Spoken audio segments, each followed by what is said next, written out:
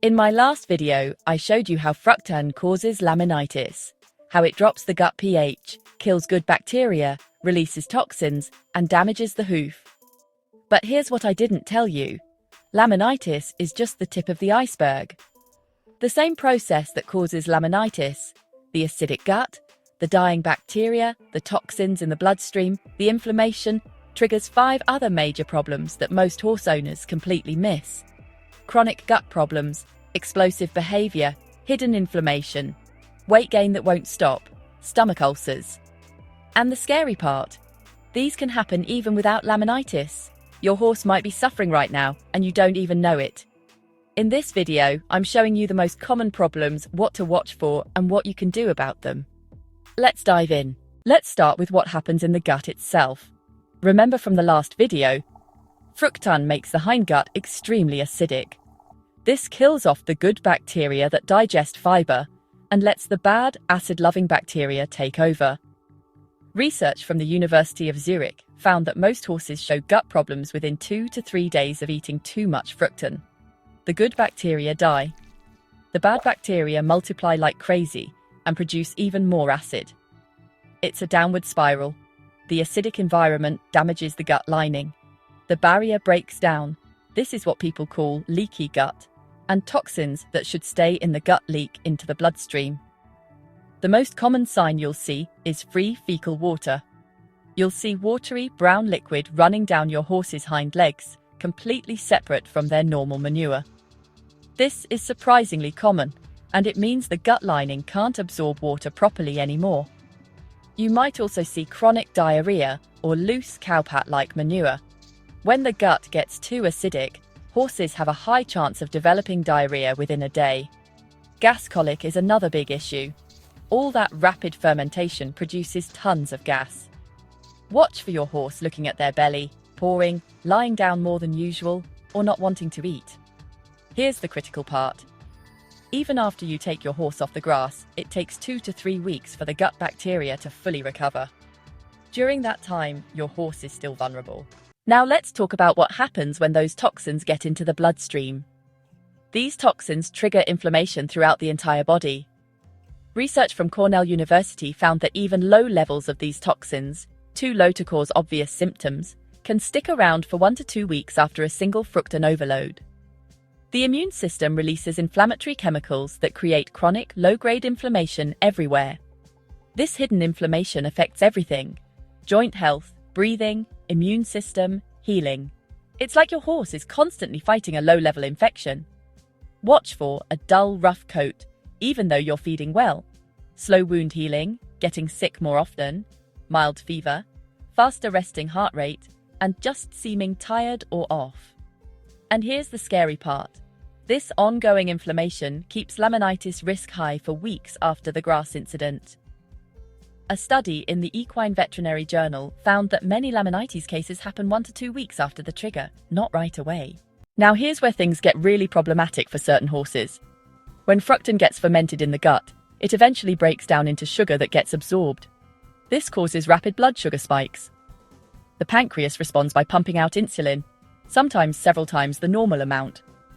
For healthy horses, this is manageable. But for horses with metabolic problems, this is a disaster. Horses with equine metabolic syndrome are already insulin resistant. Their cells don't respond to insulin properly. Research from Virginia Tech shows these horses have much higher insulin levels than healthy horses. These horses store extra energy as fat in weird places: cresty neck, behind the shoulder, around the tail. This fat isn't just sitting there, it's actively producing inflammatory chemicals. This creates a trap. Fructan causes insulin spike. Insulin resistance gets worse. More fat storage, more inflammation, higher laminitis risk, worse insulin resistance. Each cycle makes the next one worse. Horses with Cushing's disease have an extra problem. The hormone imbalance causes insulin resistance on its own. Studies show most Cushing's horses also have insulin problems. And then there are the easy keepers: Icelandic horses, Haflingers, Fjords, Shetland ponies. These breeds evolved where food was scarce. They're so efficient at using food that they can gain weight on what would barely maintain other breeds. Research from the University of Minnesota found that Icelandic horses have much lower metabolic rates than thoroughbreds. They get more energy from the same food. Watch for gaining weight despite limited food, fat deposits in weird places, can't lose weight no matter what, drinking and peeing more, and laminitis that keeps coming back. Now let's talk about something most people don't connect to grass. Behavior problems. When fructan gets broken down and absorbed as sugar, it creates a sudden energy surge. Think of it like a kid after eating candy. Sudden energy followed by a crash. Horses on high fructan grass often show explosive or unpredictable behavior, spooking at everything, can't focus during training, fighting the aids, and nervous energy out of nowhere. Research from Nottingham Trent University found that rapid sugar swings affect brain chemicals, especially serotonin and dopamine, that control mood and behavior in horses. After the spike comes the crash. Horses become tired, grumpy, or resistant. This roller coaster makes consistent training nearly impossible. There's also a direct connection between the gut and the brain. The gut produces chemicals that affect the brain and communicates through nerves. When the gut is a mess, behavior suffers. A study in applied animal behavior science found that horses switched from high-sugar to low-sugar diets showed huge improvements in behavior and trainability within just a few weeks.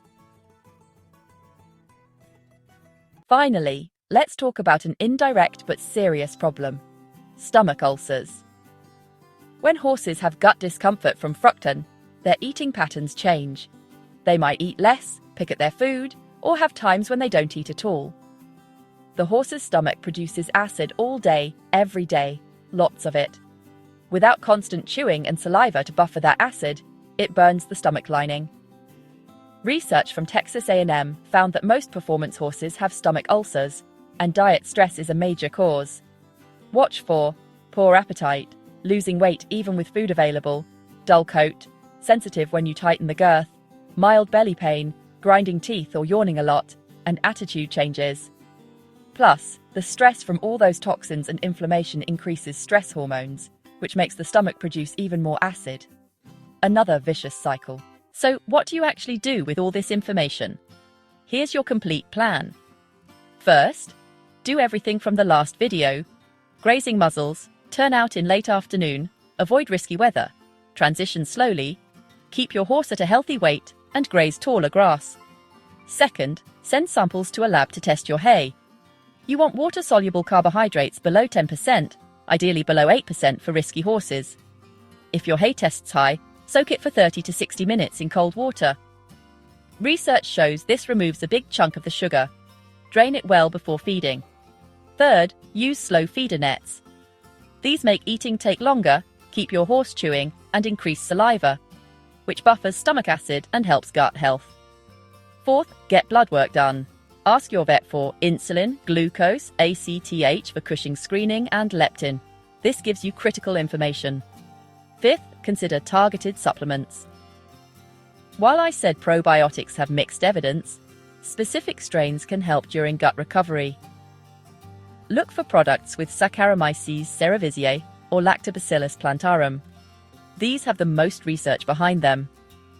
Prebiotics, a different type of fructan that horses can digest, support good bacteria.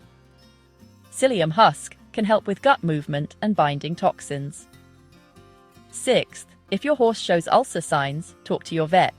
Medical treatment might be necessary during the acute phase. Seventh, adjust your training expectations during risky times. If your horse is on spring grass, expect behavior and performance to be affected. This isn't your horse being bad, it's chemistry. Finally, keep detailed records. Track turnout times, weather, manure quality, behavior changes, hoof pulse, body condition, and any symptoms. You'll start seeing patterns that help you predict and prevent problems. Now you have the complete picture. Video 1 showed you how fructan causes laminitis. This video showed you the 5 other major problems: gut chaos, hidden inflammation, metabolic traps, behavior issues, and stomach ulcers. All of these come from the same root cause: fructan messing up the gut. But with knowledge and good management, you can protect your horse from all of them. If this helped you understand your horse's needs better, subscribe for more science-backed content. Your horse's health is in your hands. Make informed decisions. See you in the next one.